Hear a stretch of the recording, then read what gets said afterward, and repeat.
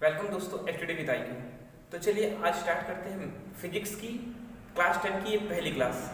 दोस्तों मैं फिर से बताना चाहूँगा, मैं आपसे एक चीज़ निवेदन करूँगा कि सिर्फ आप रफ और पेन कॉपी और अपनी नोट्स बना के रखिएगा। यूट्यूब के पूरे हिस्ट्री में ऐसी फिजिक्स किसी ने नहीं पढ़ी होगी। पूरा का पूरा निचोड़ दे दूँगा, सारे के सारे इंपॉर्टेंट क्वेश्चन कहाँ से बनाए जाते हैं वो बताऊँगा। दूसरी बात, इस टॉपिक के से कितने बाहर से क्वेश्चन या फिर हमको कितने क्वेश्चन की और रिक्वायरमेंट होगी, ये सारे के सारे मैं आपको टॉपिक दूंगा। मैं राजेश आपका स्वागत करता हूँ। चलिए दोस्तों, मैं आपको पढ़ाता हूँ प्रकाश का पहला लेसन, जिसे हम कहते हैं प्रकाश का परावर्तन या अपवर्तन, light of reflection and inversion. तो चलिएगा दोस्तों, यहाँ से क्या क्या क्वेश्चन बनते हैं आप इन सारी बातों को मुझसे सीखेंगे। बस मैं एक चीज कहना चाहूंगा, ये क्लास 10 वाले बच्चों के लिए है, ये पहली क्लास होगी। अपनी नोट्स कॉपी नहीं होगी तो बना लीजिएगा या फिर किसी रफ में लिखिएगा, बाद में फिर से वीडियो को देखकर नोट कॉपी बनाइएगा। मैं क्लास 10 की पहली वीडियो अपलोड कर रहा हूँ, आपसे सिर्फ इतना सा सहयोग करूंगा। हिम्मत करके मात्र जितने दिन है आप पढ़िएगा, 5 से 6 दिन पढ़िएगा। अगर आपको सही लगेगा तो देखिएगा, कंटेंट में पूरा का पूरा फोकस करूंगा। सबसे पहले दोस्तों, प्रकाश क्या होता है इसके बारे में ध्यान से समझिए। हम सीधी सीधी बात करते हैं प्रकाश की। जैसा कि मैंने अभी तक समझा है और जाना है, आपने भी किताबों में पढ़ा होगा, प्रकाश एक प्रकार की ऊर्जा है। मैं आपको बहुत सारी चीजें अभी बताऊंगा, आप एक लाइन में लिखते चलेंगे। प्रकाश एक प्रकार की क्या होती है? ऊर्जा होती है। और प्रकाश की हमें आवश्यकता क्या पड़ती है? अगर हम इसकी बात करें तो किसी भी वस्तु को देखने के लिए, किसी भी वस्तु को देखने के लिए हमको जिस ऊर्जा की आवश्यकता पड़ती है उसे हम प्रकाशीय ऊर्जा कहते हैं। क्या ये आपको समझ में आया? किसी भी वस्तु को देखने के लिए जिस ऊर्जा की आवश्यकता पड़ती है उसी को हम प्रकाशीय ऊर्जा कहते हैं। इतना क्लियर है दोस्तों? मैं आपको सीधा इंपॉर्टेंट चीजें और फैक्ट वाली चीजें बता रहा हूँ, बाकी मुझे फर्जी चीजें किताबों वाली नहीं बतानी है। किताबों में बहुत सारा डाटा होगा, बस आपको आपके पेपर से रिलेटेड क्या चीजें हैं वो आप समझिएगा। अब यहाँ से पहली बात हो क्या होगी दोस्तों, प्रकाश क्या होती है? एक प्रकार की ऊर्जा होती है। अब अच्छा, आप मुझसे पूछेंगे सर ऊर्जा होती है तो ऊर्जा तो कई प्रकार की होती है, इसका नाम तो आपने मुझे प्रकाशीय ऊर्जा बताया। इसका कार्य क्या है? वस्तु को देखना। क्या प्रकाश का काम सिर्फ वस्तु को देखना है? नहीं, बहुत सारे काम होते हैं। प्रकाश का कार्य वस्तु को देखना भी होता है, बहुत सारी प्रकार की लाइटें भी होती हैं, रिफ्रैक्शन के रूप में, अपवर्तन के रूप में, परावर्तन के रूप में। मैं आपको सब कुछ पढ़ाऊंगा। अभी सिर्फ आप इतना समझिए कि प्रकाश क्या होती है? एक ऊर्जा होती है। दूसरा पॉइंट भी दोस्तों क्या होती है? प्रकाश सदैव सरल रेखा में चलता है। अभी मैं आपको इतना बता रहा हूं दोस्तों, सिर्फ इतना समझिएगा, प्रकाश क्या होते हैं? सदैव सरल रेखा में चलते हैं। अच्छा, प्रकाश सदैव सरल रेखा में चलते हैं, इसका मतलब यह है कि प्रकाश एक स्थान से निकलेगा और वो सीधा चलता चला जाएगा। जब वो किसी दूसरे स्थान पर या किसी माध्यम से टकराएगा तो पुनः दूसरे स्थान पर चला जाएगा। इसी नियम पर हमारा अपवर्तन का नियम और परावर्तन दोनों नियम काम करते हैं। पर मैं आपको सिर्फ प्रकाश के बारे में बताता हूँ, सिर्फ प्रकाश के बारे में आप समझिएगा दोस्तों। तीसरा पॉइंट क्या है दोस्तों? प्रकाश की जो चाल होती है वह सदैव फिक्स होती है, चाहे वो निर्वात हो या फिर किसी भी स्थान पे। प्रकाश की चाल क्या होती है?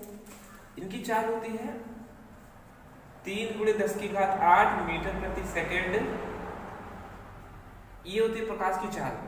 याद रखिएगा, 3 × 10⁸ मीटर प्रति सेकंड, यानी कि 1 सेकंड में 3 लाख किलोमीटर, 1 सेकंड में 3 लाख किलोमीटर की गति को तय करने वाली वस्तु को क्या कहते हैं? हम प्रकाश कहते हैं।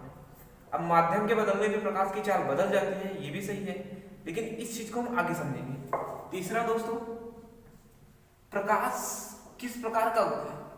अगर मैं आपसे बताऊं तो प्रकाश किस प्रकार का गुण है, तो प्रकाश क्या होती है?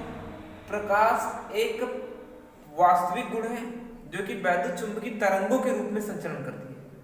अभी मैं पर्टिकुलर प्रकाश की बात करूं तो दोस्तों, प्रकाश क्या होती है? एक अनुप्रस्थ तरंग है। इन सारी चीजों को रखते चलेंगे दोस्तों, बहुत इंपॉर्टेंट चीजें हैं। प्रकाश क्या होती है? एक अनुप्रस्थ तरंग है। अच्छा, अब अनुप्रस्थ तरंगों के आधार पे मैं आपसे ये बताऊं तो जो अनुप्रस्थ तरंगें होती हैं उनको चलने के लिए माध्यम की आवश्यकता नहीं होती है। ये चीज जरूर याद रखिएगा, प्रकाश को चलने के लिए माध्यम की आवश्यकता नहीं पड़ती है। फिर आपके मन में क्वेश्चन आएगा, सर कि बहुत सारी तरंगें होती हैं जो माध्यम में चलती हैं। हाँ बिल्कुल सही है, इसलिए हमने इसको एक नया नाम दिया है। कभी कभी अगर ये ना मिले किताबों में तो आप ऐसे समझेंगे प्रकाश क्या होती है, वैद्युत चुंबकीय तरंगें। हाँ दोस्तों, अगर आपको क्वेश्चन में ये ना मिले तो आप समझिएगा प्रकाश क्या होती है, वैद्युत चुंबकीय तरंगें होती है। एक नंबर आपको इसी वीडियो की, आज के सिर्फ एक वीडियो से मिलेगा दोस्तों। बहुविकल्पी का पहला क्वेश्चन सिर्फ आज की एक वीडियो से मिलेगा आपको। या फिर प्रकाश अनुप्रस्थ नहीं होगा तो एग्जाम में क्या होगा, वैद्युत चुंबकीय तरंगों के रूप में संचलन करती है। चौथी बात, प्रकाश किसी माध्यम में जाने पर उनमें क्या विक्षेप होता है, ये सारा का सारा कंटेंट मैं आपको आगे पढ़ूंगा। आई होप आप इस पूरे के पूरे टॉपिक का स्क्रीनशॉट ले लेंगे, फिर उसके बाद आपको जो होगा मुझे बताइएगा। आपने स्क्रीनशॉट ले लिया होगा दोस्तों। चलते हैं आगे के टॉपिक की ओर। अच्छा, इतने के बाद अब मैं आपको पढ़ाऊंगा प्रकाश को कैसे हम प्रकाश को समझें। इनके गुणों को तो हमने देख लिया, प्रकाश क्या होती है और इनके गुण क्या होते हैं। प्रकाश एक प्रकार की ऊर्जा होती है जो सदैव सरल रेखा में चलती है, और किसी वस्तु को देखने के लिए हमें किसकी आवश्यकता पड़ती है, प्रकाश की। अच्छा, प्रकाश भी दो प्रकार के होते हैं दोस्तों। आपने पढ़ा होगा, एक दीप प्रिज्म, एक क्या होता है, अदीप प्रिज्म। दीप प्रिज्म और अदीप प्रिज्म क्या होते हैं, इसको समझने के लिए आप मुझे थोड़ा सा टाइम दीजिएगा और ध्यान से समझिएगा। अगर मैं एक की बात करूं दीप, एक की बात मैं करूं अदीप। पिछली बार 2017 में यहाँ से एक सीधा सा क्वेश्चन आया था दीप प्रिज्म के उदाहरण, कुछ एग्जांपल थे और एग्जांपल में आपको पूछना था दीप कौन है, अदीप कौन है। तो आप पहले इतना समझिए, एक नंबर में दोस्तों मैं कह रहा हूँ आज की क्लास में आपको एक नंबर मिलेगा। दीप प्रिज्म क्या होते हैं, मैं एक्चुअल फैक्ट बता रहा हूँ, आप समझते चलेंगे बस खाली, और आपको जो समझना है उसके नोट्स बनाइए खाली।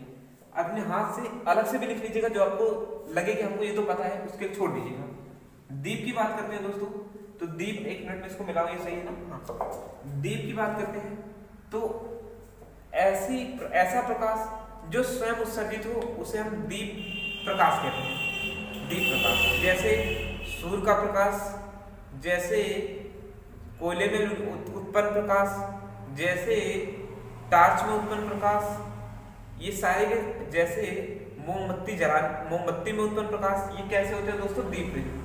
अदीप क्या होता है, जिनको हम स्वतः उत्पन्न करेंगे। ऐसे मैं कैंडल वंडल की बात करूं तो ये सारे अदीप होते हैं। आप ऐसे समझिए, सूर्य,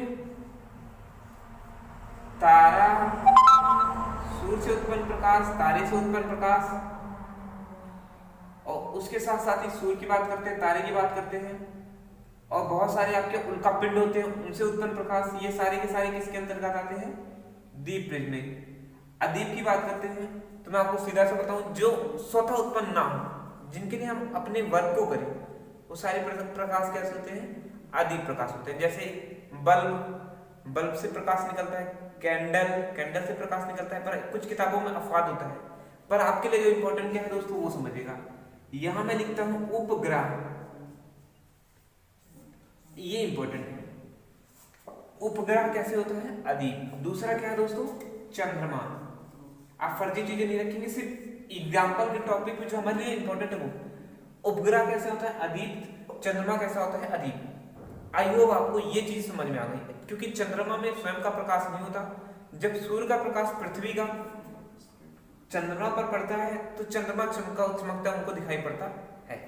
अगला टॉपिक मैं आपको प्रकाश के गुण के साथ प्रकाश का परावर्तन क्या है इसके बारे में बताऊंगा। मैंने बहुत ही ज्यादा जो आपके लिए इंपॉर्टेंट है उन्हीं चीजों को कनेक्ट किया है। अगर आपको लगेगा कि सर इससे भी ये सही नहीं है तो आप मुझे कमेंट सेक्शन में बताएंगे दोस्तों। पर हाँ, मुझे मेरे हिसाब से आपको जो पेपर के अकॉर्डिंग पढ़ना है ये ज्यादा बेटर होगा। चलेगा, आज मैं वीडियो इतना ही रखता हूँ। खुश रहिए, पढ़ते रहिए।